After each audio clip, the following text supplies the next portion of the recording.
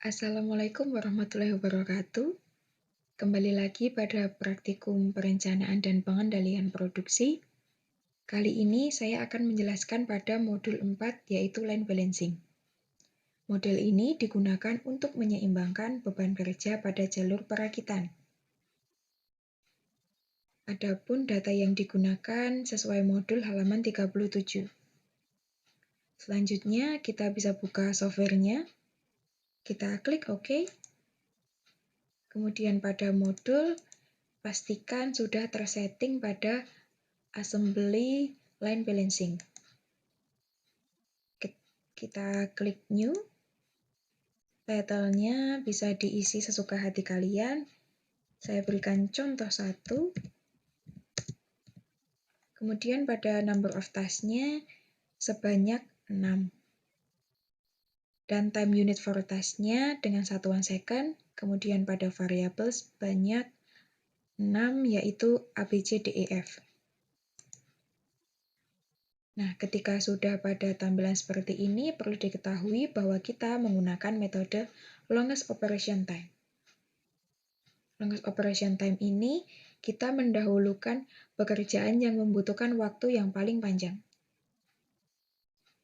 Yang pertama pada task, yaitu kegiatannya ABCDEF, kemudian pada second ini satuan waktunya, dan predecessor yaitu hubungan atau kegiatan yang sebelumnya sudah dilakukan.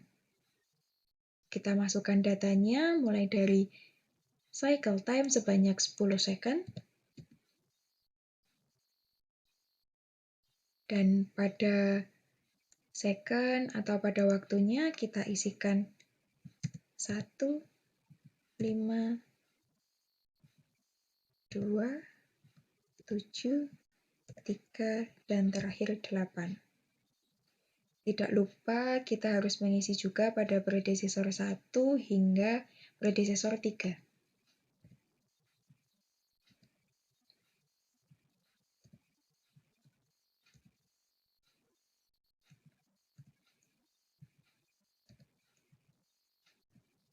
Oke, setelah kita selesai menginputkan data, kita bisa klik solve untuk melihat resultnya.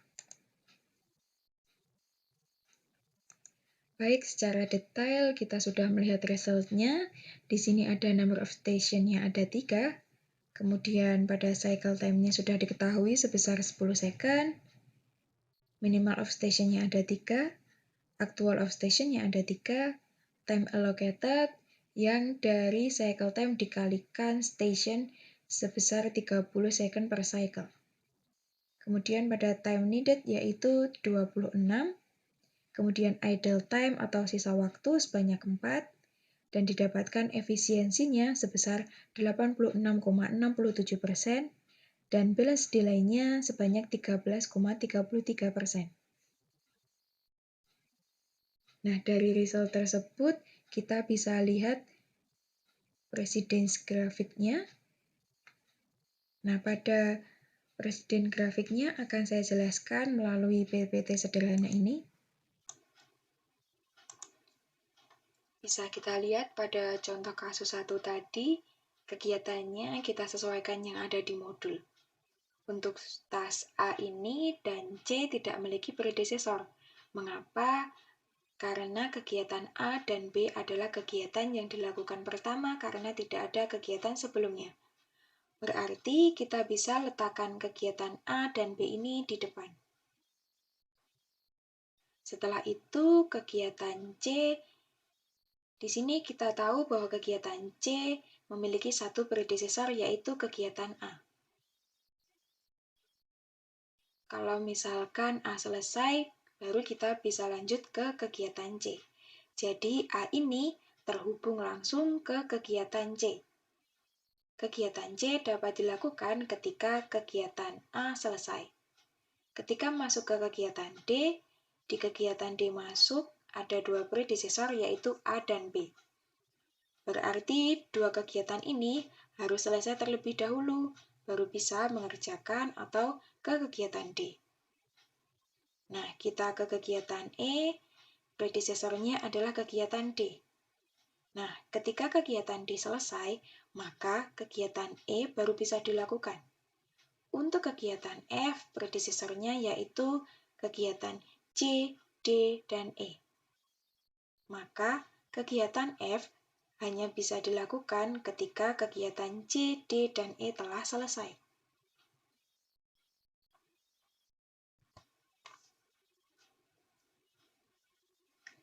Setelah penjelasan precedence diagram tadi sudah selesai, kita masuk pada given computed. Di sini kita mencoba dengan menghitung waktu atau cycle time yang belum diketahui atau belum ditentukan. Bagaimana caranya? Caranya yaitu kita bisa klik computed.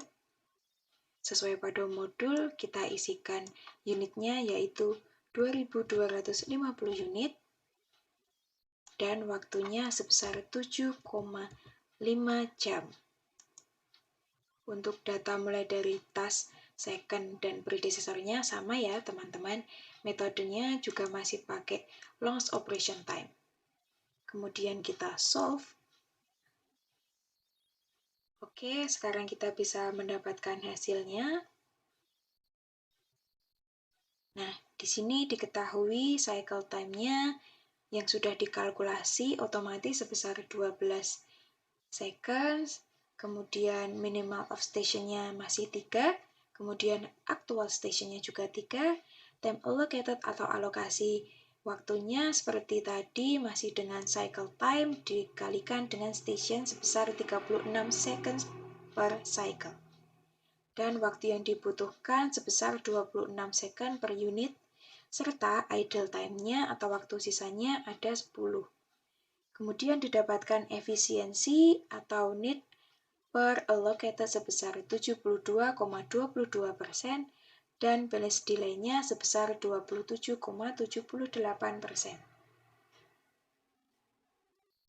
Nah, seperti itu ya teman-teman caranya kalau kita belum mengetahui cycle time atau yang belum ditentukan, jadi kita bisa memakai komputer, kemudian kita klik unitnya, kita ketik berapa, dan per jamnya itu dimasukkan berapa jam seperti yang di contoh ini sebesar 7,5. Oke, kemudian kita lanjutkan pada contoh yang ketiga yaitu what to do if longest operation time will not fit. Jadi gimana kalau data kita tidak akan cukup? Oke, kita akan selesaikan bersama-sama ya teman-teman. Langkahnya seperti yang dicontohkan pada awal tadi. Di sini kita tuliskan tasknya ada 8. Time unit for tasknya menggunakan second, dan variabelnya adalah ABCDE. Oke, sudah tertera yang di layar. Mari kita isikan data-datanya.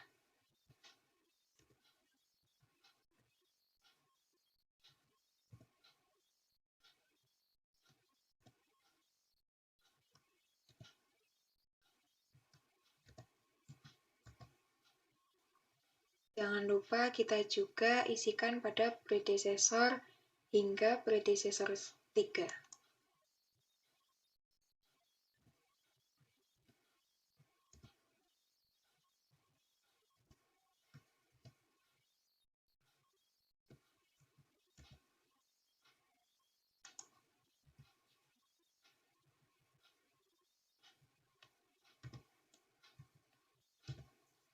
Oke, jika data sudah terisi, jangan lupa cycle time-nya sebesar 5.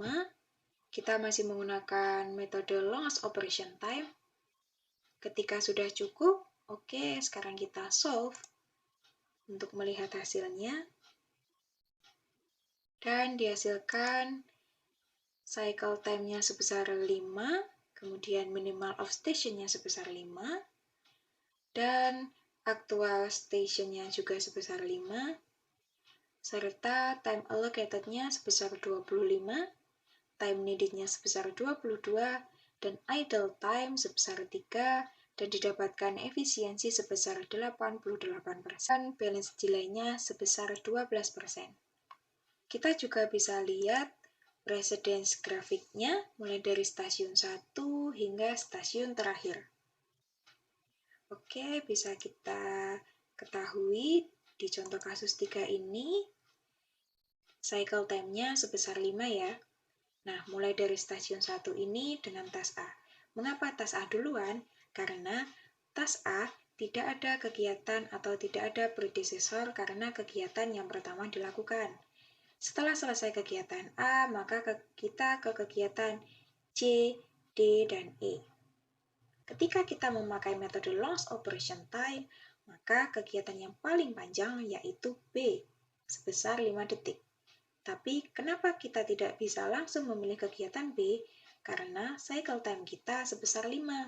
Jadi di stasiun 1 yang sudah terpakai 1 detik, jadi sisa cycle time kita hanya tersisa 4 detik.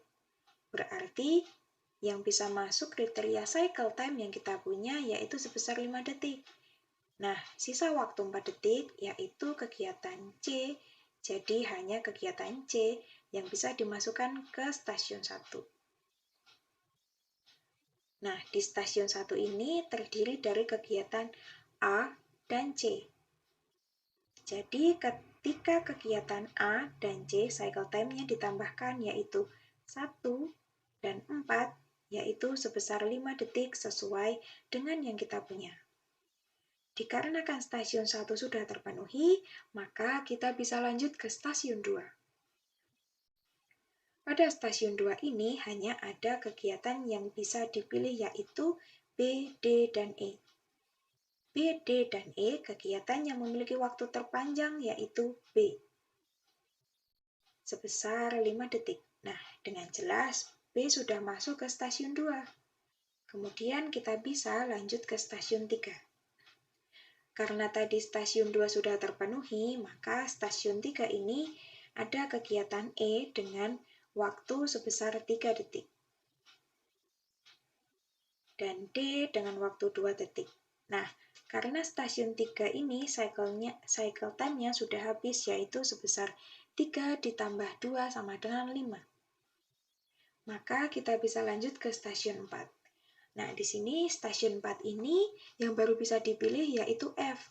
Karena apa? Karena hanya kegiatan F yang bisa dilakukan dikarenakan kegiatan G hanya bisa dilakukan ketika kegiatan F sudah selesai.